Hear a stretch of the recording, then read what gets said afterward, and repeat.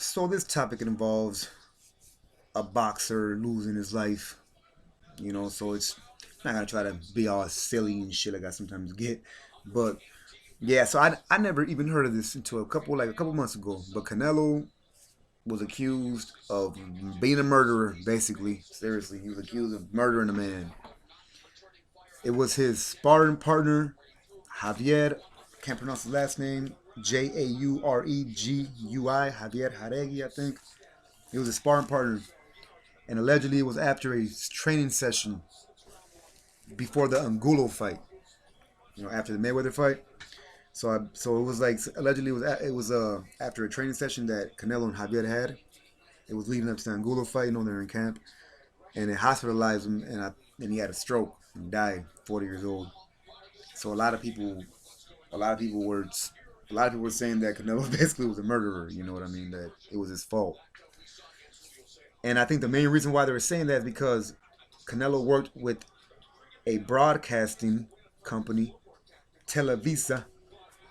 They're like the largest Spanish speaking broadcasting media outlet in the world, Televisa, right? So Canelo worked with them. Televisa had a magazine. They had a magazine called TV y Novelas. They they someone quote unquote said that Javier died from terrible blows that he received during his training sessions with the redhead ahead of his Angulo fight. End quote. That's tore up. So they said the redhead. So that seems a little personal. So I'm wondering because I don't know if anybody reads like boxing scene and boxing news. When you go to Google, you want to get some boxing information. Those are the ones that pop up.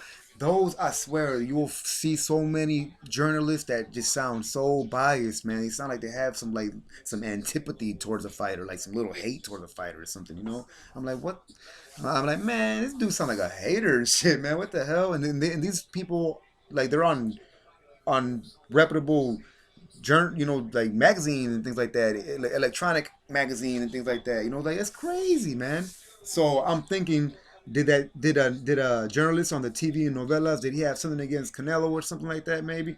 And he said that, and it just like it sparked like a damn wildfire basically. And Televisa was the world's leading news Spanish speaking media outlet. Come on. So yeah, so Canelo and Televisa, they severed ties. They severed their business relationship. They were like, nope. So they did that before the Lara fight. They did that before the Lara fight.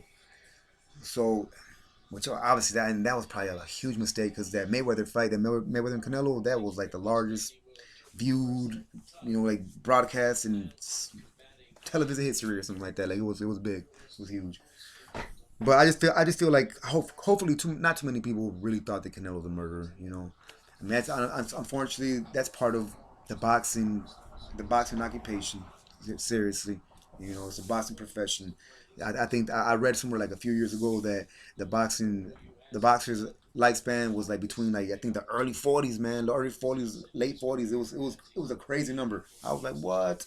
I'm like, damn, that's crazy, man. That's a dangerous sport, you know.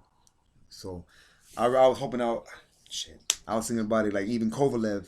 Like imagine how he feels. He actually killed the man in the ring. I seen footage of that. It's on YouTube and stuff. It was crazy. They literally quickly put him on like a like on like a sheet basically or something, and they just carried him out. It really ran out. I'm like, damn. All right, so I imagine how he feels. So Canelo doesn't feel.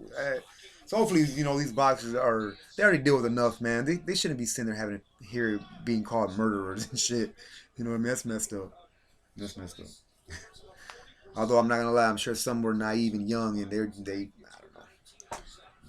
But anyways, thank you for rolling with the punches. Just felt like it was a fascinating topic. Just kind of want to put a video out there about it. See what and maybe no one's really heard of it or it's been a while or I don't know. Thank you very much for another one. See you on the next one. Bye.